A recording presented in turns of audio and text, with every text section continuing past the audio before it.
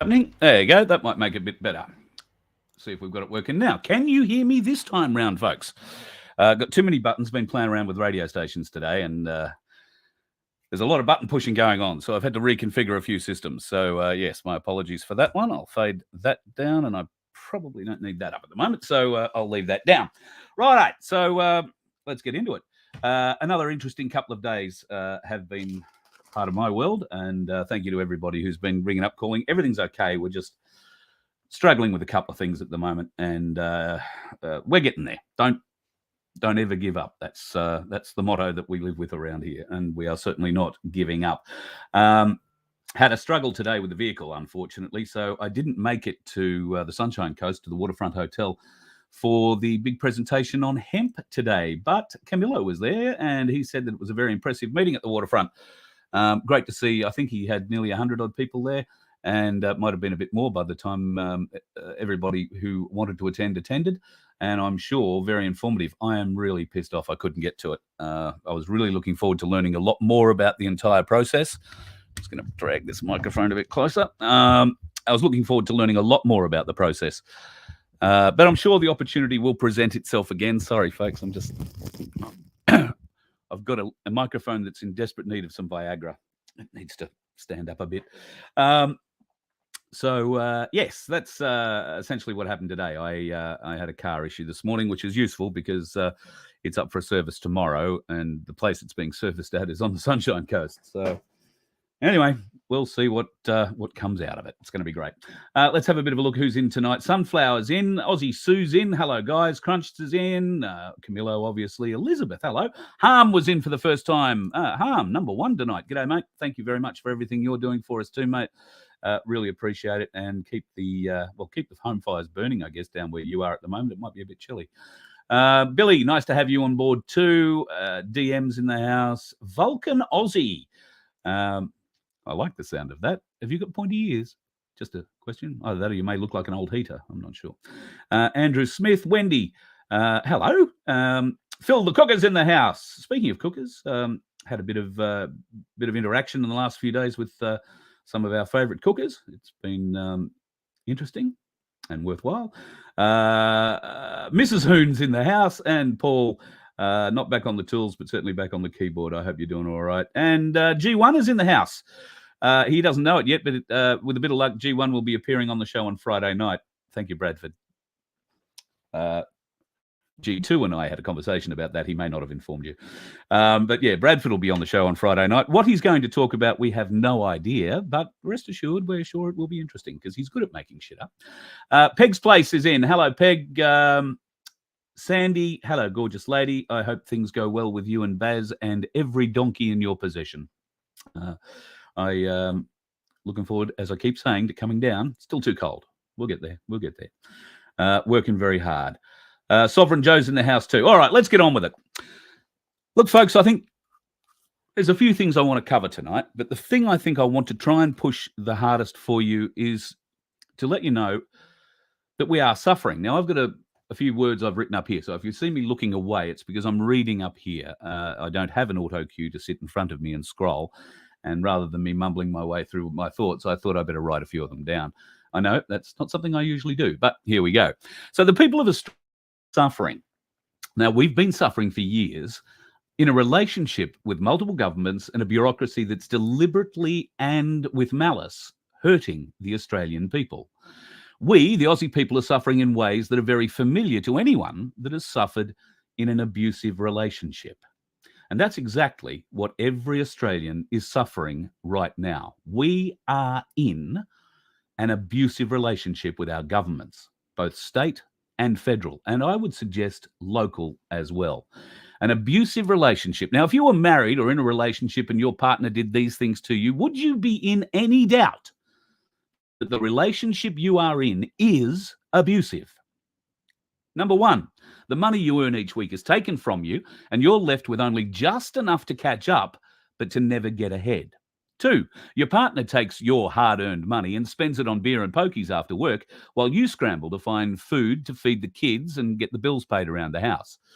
3, your partner returns home after giving you your hard-earned money to the pub and the pokies and complains that the meal you prepared isn't good enough, not right for the standards, I suppose. Or maybe your partner lies to you about how things will improve if you just give them another chance. They'll never do it again.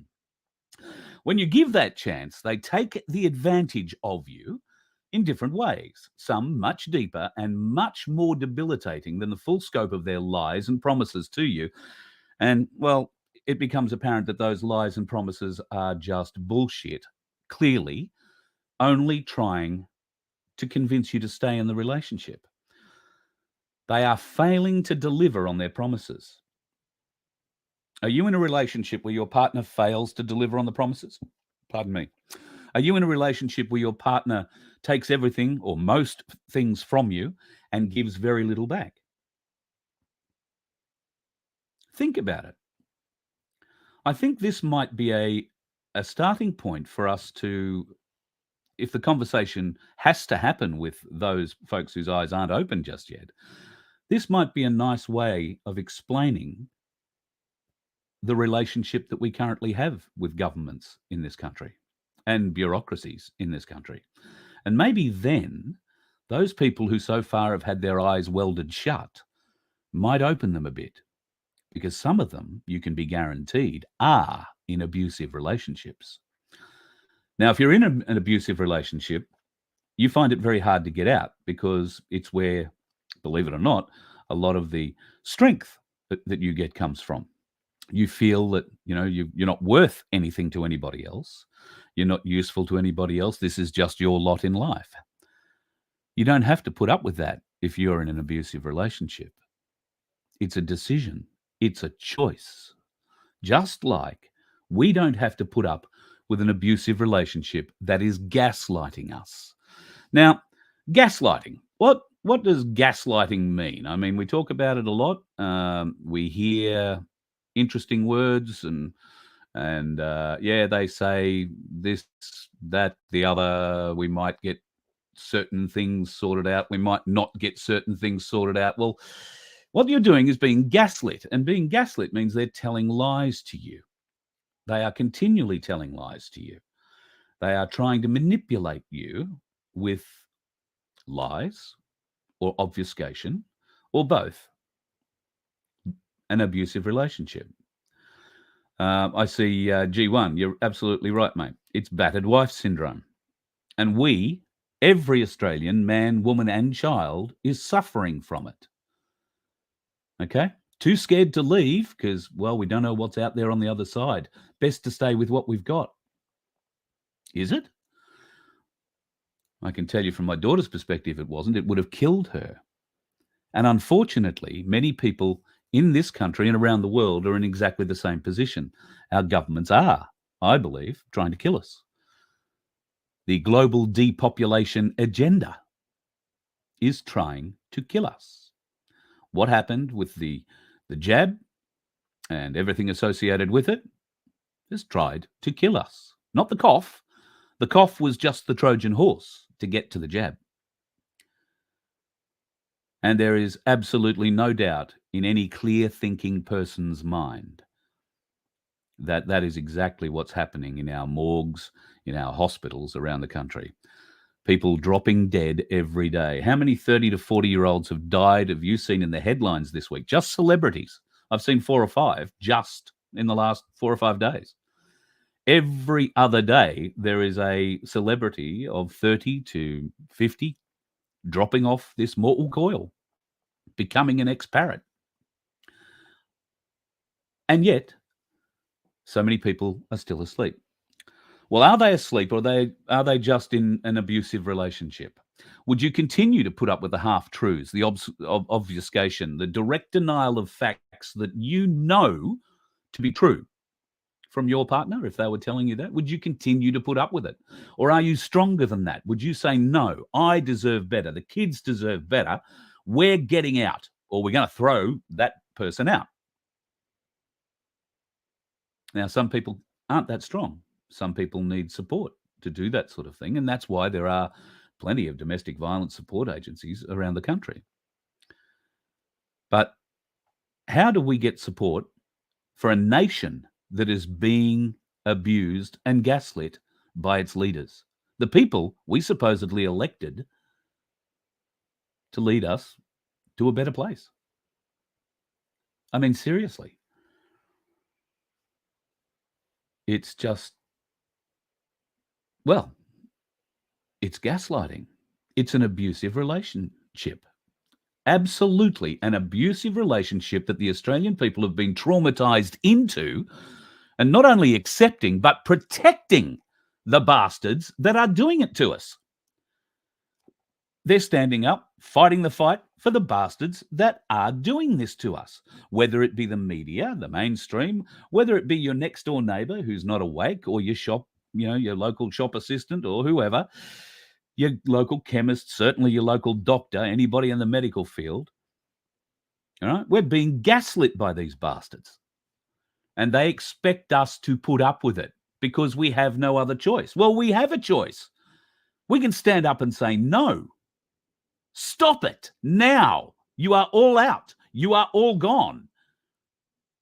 If we all stand up together, folks, if we all stand up together, and I don't mean 26 million people, I mean 10 to 15 million people. If we stand up, I don't even think it'll take 10 million, but the more the merrier, the more the faster. How do we, put your thinking caps on, how do we wake up the rest of this country that they are in an abusive relationship with their government, local, state, and federal? I think this is a great way of explaining what's going on. In fact, I did see another really, really good way of explaining, how the government are gaslighting us, and I had this sent through. Now, this was posted by somebody on Facebook. I don't know, in the last couple of days or hours or weeks. I don't know exactly when it came through. It was sent to me by somebody else.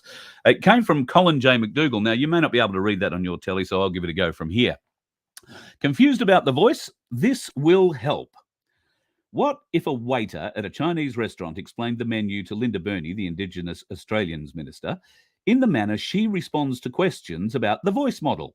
The waiter: good morning, or good evening, and welcome.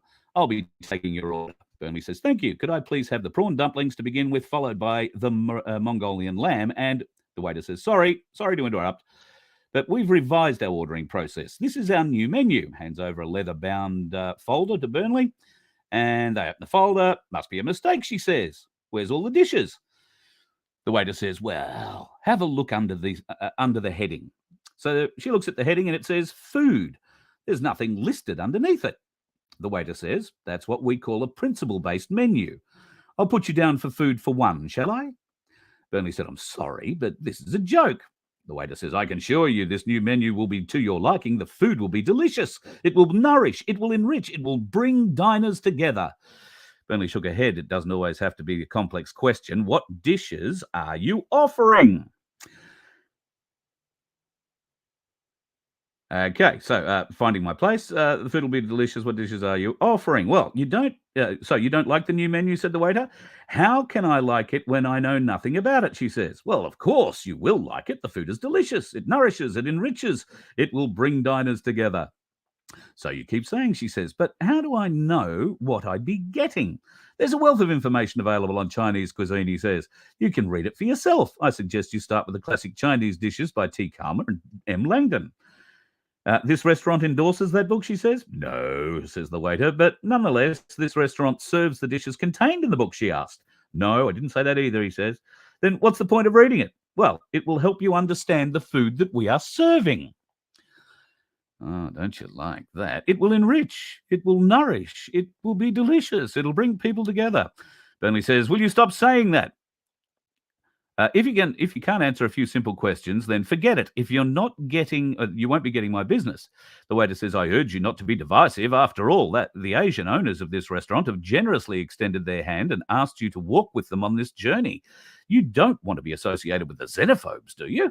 Burnley, that's preposterous. And by the way, you don't even list prices on the menu. What's this going to cost me? Oh, it's not our policy to reveal our prices up front. Don't worry, you'll find out eventually. How much does that sound like the voice argument that is being proffered to us by Albo Sleazy and his mob of criminals in the Labor Party at the moment, hey? Well, the battle might get a little bit easier. We've got to learn to push back against this abusive relationship we are in. And the voice is one way of pushing back. Now, we thought that Lydia Thorpe, the senator from Victoria, was going to be a good candidate for the no vote. She's been running around pushing the no vote now for some time, but she was at the National Press Club today, where she proudly announced that her vote is apt to change with a bit of bribery from Albo Sleazy himself. Miss Lydia Thorpe at the press club called on you again to cancel the referendum, but also said she may be convinced to come over to the Yes campaign if you made certain concessions on the Black Deaths in Custody report and the Bring Them Home report. Are you willing to talk and reach compromise with her? Oh, look, I have every respect for people in this debate, and Lydia Thorpe and I have had a number of respectful discussions. I'm open to having discussions about issues that I care deeply about, and I know she cares deeply about.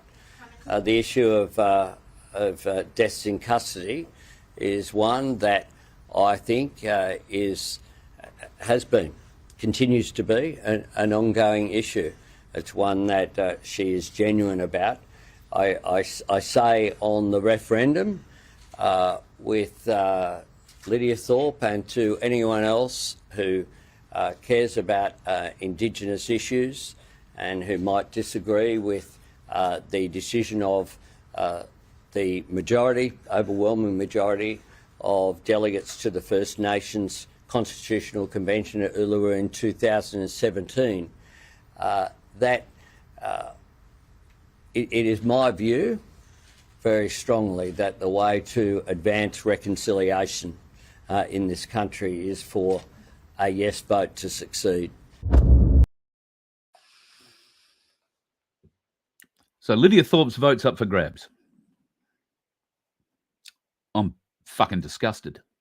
I think that's about the only way I can put that.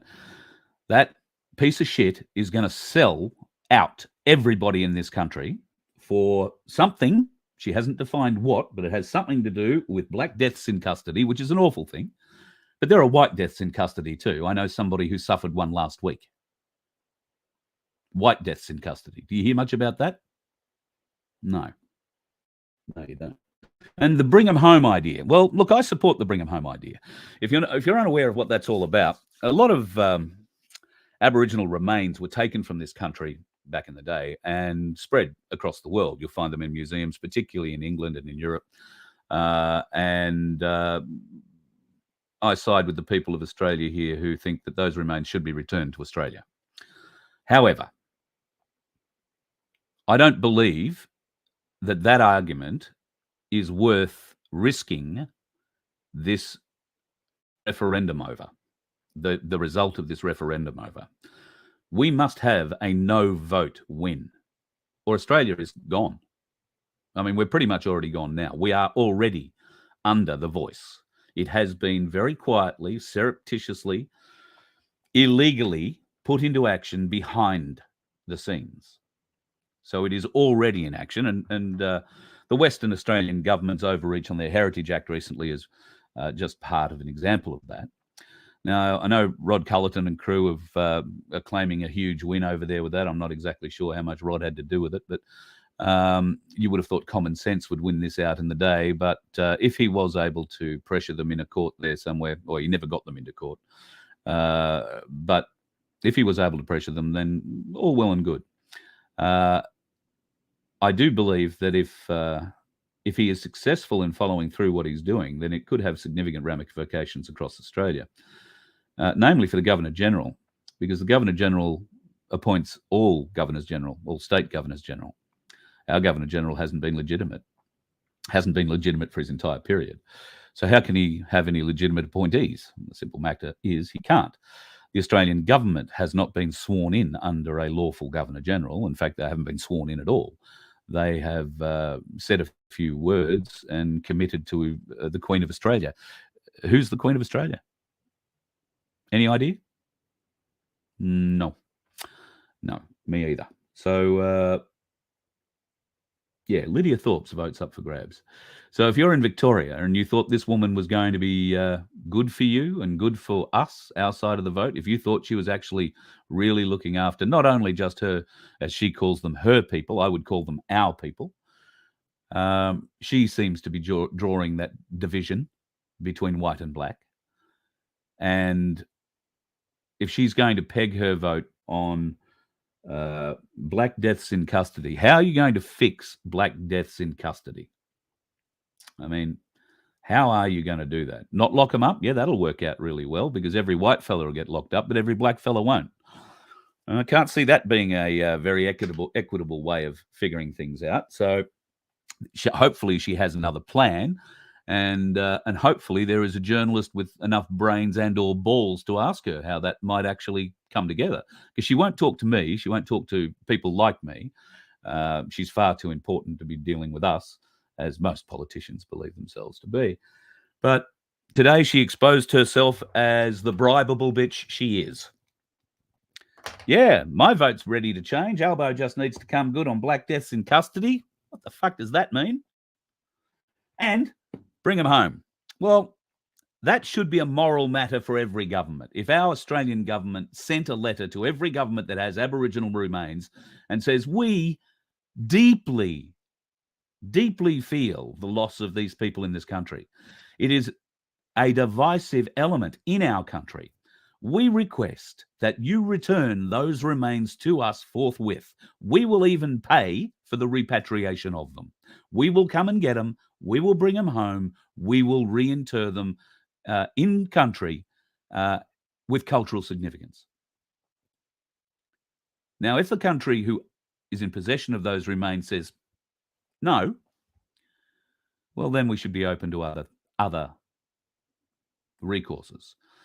And I think that there are other recourses available, although they're not clear at this point in time. But through the Hague and associated other world justice organisations, there may be an avenue, but we know they're as corrupted as buggery as well. So until we sort it all out, and that means all of us, the world, not just Australia, then, you know, those issues of bringing those remains back to Australia will probably remain unsettled.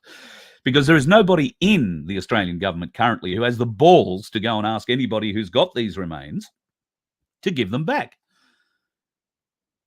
Well, they might have the balls to ask, but they don't have the balls to make it happen. They don't have the balls to push it, to force it. And that's because we've got a bunch of weak-chinned, fucking knock-kneed pissants in our House of Parliament. In fact, in all our Houses of Parliament. Sooner we get rid of them, the better. And the sooner that fucking monstrosity of a place on the hill in Canberra is shown to be what it truly is, the better. And we certainly need to get that happening sooner rather than later. Get those people in your life that don't believe, the ones that call you a cooker, the ones that call you a tinfoil hat wearer. Get them in a conversation about abusive relationships. Poke their cognitive dissonance. Give them the parallels and see how they react. Now, if they react as, oh, it's nothing, they're totally different things.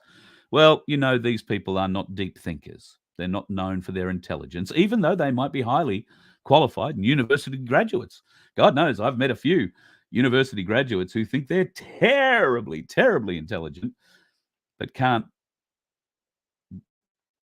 supply any kind of a reasonable answer when I tell them they failed the IQ test. Oh, and they don't like being told that. You tell anyone that's been to a university, particularly when I haven't, that they failed the IQ test, it's a good way to ruffle feathers, so be prepared for the fight.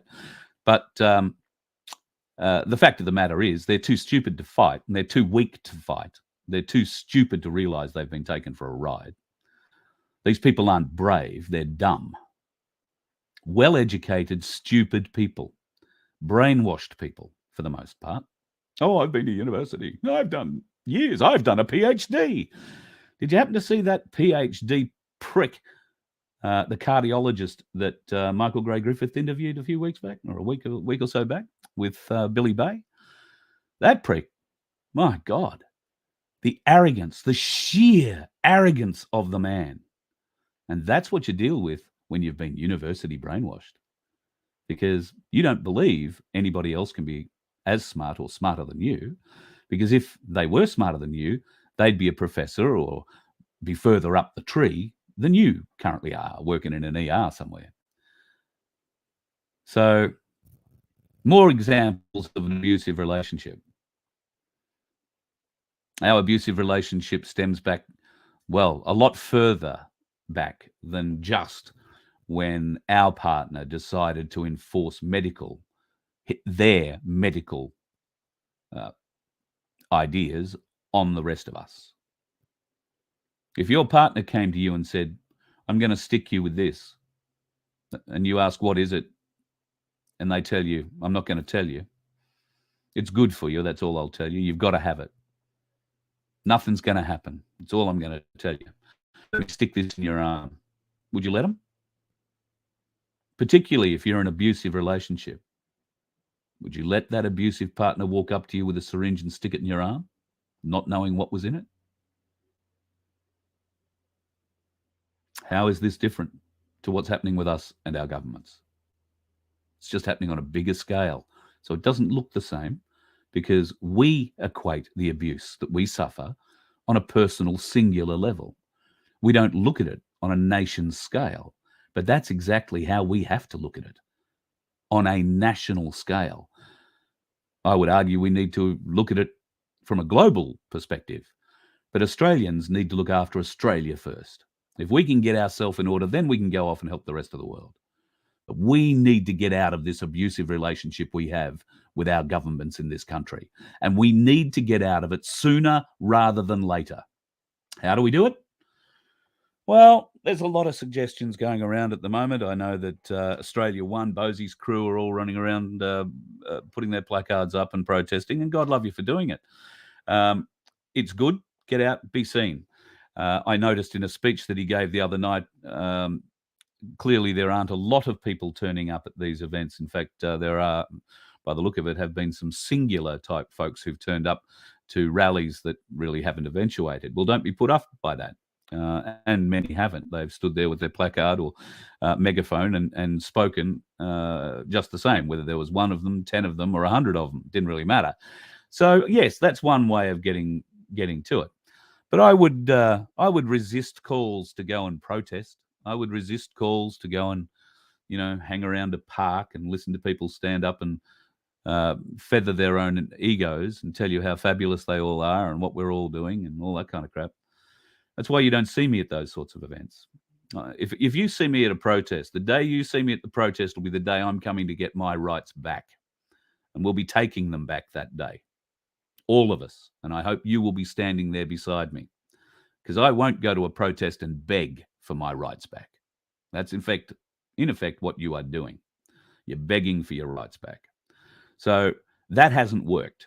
Now we need to coordinate, join together, and start pointing out the abusive relationship that we, the people, are in with our Australian federal, state, and local leaders.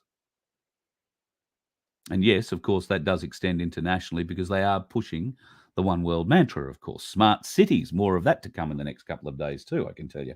Been doing a little bit of research on that in recent days, and there's a phenomenal amount of bullshit that they're going on with. Another thing that is obviously part of the abuse that we're suffering at the moment, along with the deliberately induced interest rate crisis, the bank system and the pressures that people are under paying their mortgages, and of course, the supreme rental pressures that every state in this country are facing. Now, today, there was a national wank meeting, or wankers meeting, also known as a national cabinet. Now, that's where all the state premiers get together and jerk each other off for, most of the day, tell each other lies and tell Albo what they may or may not agree to so he can come out and say, oh, yes, we did some really good things today. Well, today, they apparently were going to sort out the rental crisis happening in Australia. The rental crisis happening in Australia. Here was one of the first questions that he was asked. The limitations rent increase only once per year. Is that good enough? Because at the moment we're seeing rent increases once per year perhaps, but of hundreds of dollars. So is that good enough for renters? What we agreed to was to move towards that. In Western Australia, there has been a recent decision just in recent months of 6 monthly, a limit in that. So when we come together, what we want to do is to work towards greater national consistency, but we're not in a position to flick the switch and just change 8 pieces of legislation across states and territories immediately.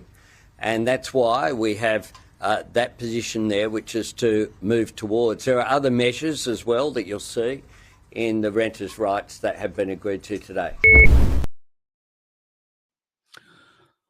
Yeah, so what was agreed to today? Absolutely nothing. Absolutely nothing of benefit to a renter. Okay. Now, one of the big things that they were arguing about was rental increases once a year.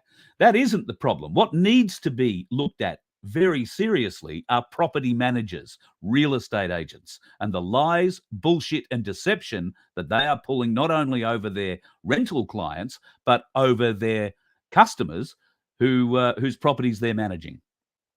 All right. Now, we've talked before about how rental agents and rental property managers have been putting up the rent exorbitantly. And we have shown proof that some of them are not passing on those rental increases to the owners. They're actually creaming the top. Thank you very much. Now, how do they do it? Well, it's no point legislating you can only put rent up once every 12 months because, as the person said, at this point in time, they're putting it up hundreds and hundreds and hundreds of dollars. Now, that might be good to limit it to once every 12 months because right now they can put it up in certain places in Australia as many times as they like. And they do it by kicking out the people in the house. They do it by giving you short-term rentals, 3 months, 6 months, 12 months. Okay? And at the end of 3 months, you'll get a new lease. Says your rent's going up. And it might go up 60, 80, $100 a week. You'll only get another 3-month lease, or you can negotiate for a 6-month lease, but your rent will go up a bit further. Then, if you don't want to renew the lease, and bear in mind that 4 months out of the end of your lease, you will get a note asking you to confirm whether you are staying in the lease or you are vacating the premises. 4 months ahead of time to vacate. So they get 4 months notice of whether or not you're going to keep playing their bullshit game, and they don't care because as soon as you go out, they'll jack the rent again by another 50, 80, $100 a week and rent it to the next poor sucker that comes in. Now, that's how they're doing it in Queensland. They'll screw you 6 ways from Sunday. They'll give you a short-term lease, and then when your lease expires, they put your lease up again and again and again. It is possible to have 4 rental increases in a year in Queensland. Proved. They've done it numerous times. It is pure evil. And the property managers and the real estate agents are significantly to blame. That's where the regulation needs to go. That's where the thieves, liars, and assholes in government need to start looking. But of course, they're not likely to start looking at their own, are they? Thieves, liars, and assholes protect each other. And that's exactly what's happening in our rental markets. So, a great wankfest today. All the premiers get together and they decide on a $3 billion housing plan over the next 5 years, I think it is, or certainly a long period of time. We've given more money, more billions in a shorter period of time to Ukraine. We're already over $1 billion in the last 12 months that we've given Ukraine. All right, not just financial or money, and I'm pretty sure we don't have any to give them. So most of it has been in arms or food or different bits and pieces of things that we've supplied, including our cardboard drones, which are obviously doing a fabulous job. No, our cardboard drones are not being used to drop mortars or bombs on Russians. Our drones actually fly with their cardboard wings like an aircraft, not like a helicopter. So they can't hover and get positioning and all that kind of stuff and drop stuff. And while some new drones that we are apparently sending over there aren't cardboard and are launched off a trailer launcher, they are capable of carrying more than just cameras. But whether or not the Australians are providing anything further to hang off them, that is not likely to be made public to us until well after these pricks have been put in jail, I suspect. So, yeah, that was the big upshot today. All the premiers getting together for a circle jerk and coming up with nothing. Absolutely nothing. So the pain continues. The abuse in this relationship continues. So what we need to do is band together. We need to learn our own rights. Camilo's had a good point here. This is an abuse of the Residential Tenancies Act. Of course it is. But who's picking up the abuse of laws these days, Camillo? We've all seen, no doubt, the indications. There's been a lot of stuff put out in the last couple of days that there are going to be 2 questions on this referendum. The first one will be, do you recognise Aboriginals or something like that? And the second one will be the voice question. Now, it is my understanding that that would be completely illegal. The question had to be legislated. The AEC today, I believe, have come out and said that there will only be 1 question on the ballot. That's all that they are legally able to put on there, because that's all that's legally been legislated to go on there. But I ask you this. What if there is a second question on the ballot the day we get there? And you tick, yes, I recognise Aboriginals, and no, I don't support the vote. Who's going to be our enforcer when we say, well, hang on, there were 2 questions on here. You said there was only going to be 1. Oh, well, the first question is just, do you recognise Aboriginals? Nothing wrong with that. Why is it on the ballot? Why would it be there? So whether it's there or whether it's not, at this stage, I think is up in the air. I think there certainly would have been a plan to have a second question on the ballot, one that didn't gain the legislation or the legislative power that is required. But at this point in time, we have to, in this abusive relationship of ours, believe that the government is only going to put 1 question up. And if that is the case, we have to hold them to it. Continually hold them to it. Because these bastards will lie to our faces right up until the day of the election or the day of the referendum. And then they will lie to us after that about the result. They will obfuscate the truth. And if there is that second question, which would be in the first position on the ballot paper, they won't bother trying to explain it. It's all been done. Oh, it doesn't matter. Yes, you're recognised Aboriginals, but, we've got the vote through. Yes, got passed. This cannot happen. It cannot be allowed to happen, folks. It cannot be allowed to happen. So educate those around you. Educate those who might be thinking, that by voting yes, they're doing the right thing by our black brothers and sisters, because they certainly are not. This will set back our black brothers and sisters to where we are. Chattel, animals, slaves. Because right now, the Aboriginal people are sovereign. They just don't understand what it means. But you are 100% sovereign. If you vote yes for this, you'll lose your sovereignty. You will lose your access to land. You will lose those checks that come in every week or every month or every fortnight, whenever they come in. The dividends paid by mining companies and all that gone, because you don't own the land anymore. This is so important, folks. And I think nothing, if we can't help our black brothers and sisters understand this, then we need to understand that 3% of the population isn't going to win this vote. And sadly, 8% of the population is Aboriginal. And yet it would have an overriding power over all Australians if this vote gets up. Well, we can't let that happen. And this abusive, divisive relationship that we are in has to end. It has to come to an end. How do we make it happen? We band together and we refuse to play the game. We refuse. Now, you've seen examples of people refusing to play the game recently, and we'll probably see some examples of how our abusive partners are going to punish them. And I'm speaking of Patriot 101. If you haven't seen Glenn's video of a bit over a week ago now, I think, he was pulled over near Wollongong by the cops, gave the cop pretty much a common law education, and then drove off. Unfortunately, the copper had already been able to identify who he was.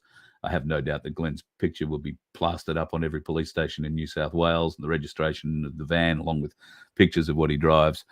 So they will know exactly who he is and where he is on the road at any given time. The day after they found him, they served him with 7 charges, which he is going to go and face in Dowling Centre Court in September. I think it's the 25th. It'll be interesting to see how that plays out. Glenn knows his common law. He has helped a number of people in various different actions in a couple of different states, and has had some success. This is going to be the litmus test. 7 charges, and in their court. So I'll get a hold of Glenn, see if he wants to come on and have a chat at some stage, but all power to him. This is the kind of bravery we all need to show, folks. We all need to challenge, because if everyone who appears in that court that day is coming in and going to offer a very similar argument to what Glenn, I suspect, is going to put forward, the courts are going to have a hard time dealing with it all. And that's what it should be, because the courts are doing the wrong thing. The courts are just taking money from the slaves, occasionally incarcerating one of them or two. So yeah, Glenn's strategy, I'm sure, will be a very interesting one. I don't know that he'll want to reveal it too much before his court date, but all power to him. He's a great fighter in our community, and a great bloke. So give your support to Glenn if you can see him on the streets, or if you see him around, tap him on the back, tell him he's doing a bloody great job, and gain some inspiration from what he's doing. Pardon me. I'm not suggesting that you have to go out and do illegal things, or Glenn lives, drives, and works in a certain way, and unless you are prepared to make some sacrifices to live that way, then you'll probably find it's pretty hard. It's a hard way of living. You're always driving around with one eye in the rearview mirror, wondering where the coppers are going to pull out and pull you over, or in some other way abuse you, take your rights away from you, and administer you any which way they feel the urge, just like a partner in an abusive relationship. So I don't know that I've got too much more to add for tonight, folks. I see that, Crunch has got the idea there, saying that nobody else is prepared to stand up. Well, why is that? Are you all weak? Are you not brave people? Are you not brave souls? You've stood up, you've rejected the jab, you've rejected the obvious abuse that has been thrust upon us from various levels of government, local, state, and federal. You've pushed back against the medical tyranny that has been forced upon us by the likes of APRA and unscrupulous doctors and nurses. You've pushed back. And I have no doubt on the odd occasion you've probably given them a mouthful. But now we have to find a better way, a bigger way, a stronger way. And I guess that's going to require us all coming together. Now, where should that happen? Maybe that's for a different discussion on a different day. But I can tell you there might be some plans in the mix for something like that. But the nation's not ready for it. We need 4 times as many people that turned up to Canberra to turn up to the next one, folks. 4 times as many. And be prepared to stay, not leave, not go home after a couple of days. Certainly not to go home when Hoodie tells you to. If we go back to Canberra, we go to stay. We go to take it over. It becomes the people's capital. That's the only point of going back to Canberra. What other point could there be? You know, over 1 million people there last time couldn't raise one decision, couldn't get one agreement on one decision. That's because there were so many egos standing up on stages, pulling their own dicks, telling you how great things were or how bad things were, but we're here to tell you. But nobody came up with any kind of an idea for a motion to be presented to the government. 1 million people sitting on the doorstep or more, and on the best we could muster was Hoodie and Craig Kelly and a few other little cohorts being snuck into Parliament to write their own letter to the Prime Minister and then make a big effort about going about to deliver it to him and obviously not get it anywhere near him. Got it to the office outside the Prime Minister, but that's about as close as it got. And then they come out and say, oh, look, everybody go home, come back in March. Come back 29th of March. You know, just when it's starting to freeze up. Did Hoodie go back in March? No, he didn't. Did any of those bastards go back in March? No, they didn't. But they sent you home. I'd like to know what happened in that corridor. I'd like to know what was said. I'd like to know what was handed over by way of, well, anything really, to get them to go back outside and tell everybody to go home. And what's worse, 99% of you did. So if we're going back to Canberra, bring a tent, bring a sleeping bag, be prepared to stay for as long as it takes. For as long as it takes. And we need numbers. We need at least 4 times as many people as were there last time. Can you get out and support that? Can you get out and gather a group together from your town, your area, your city, your state, and get them to come? Good. If that's the case, let's start organising it. But there's no point in going unless there's going to be substantially more people there than last time. Substantially. There's no point in going for the trip now just to go and have a fun weekend in Canberra or a fun week in Canberra. No point. The next time the people go back to Canberra, it's to take it over. It will become the people's capital. But only if the people want it. Only if the people are prepared to stand up and work for it. Only if they're prepared to put the effort in. Only if they're prepared to break out of the abusive relationship they're in. Are you ready to break out of that? I am. I hope you are too. I want to leave you with something a little more positive tonight, folks. Close your eyes and pray with me. Dear Papa God, I know you're there and Mama says you listen. I'm very small and I'm sorry. Because today I will ask you for a little more than love and toys. But God, please heal the world and protect all those who are fighting to save it. We will not lose hope because we know in your name everything will be okay. Amen. That's what we're fighting for, folks. That's what we're fighting for. God love you all, folks. If you want to help us, you can. You can go to vofhq.com. There's a donate button there, or you can join us and become a member. We'd love to have you on board. It's a lot easier to coordinate members. So vofhq.com, just click on the membership tag and you'll be able to find out the details there. Or if you prefer just to chuck us $2, then that'd be great too. Thanks, folks. Love your work. See you tomorrow night. You let one ant stand up to us, then they all might stand up. Those puny little ants outnumber us 100 to 1. And if they ever figure that out, there goes our way of life. It's not about food. It's about keeping those ants in line. That's why we're going back. Does anybody else want to stay?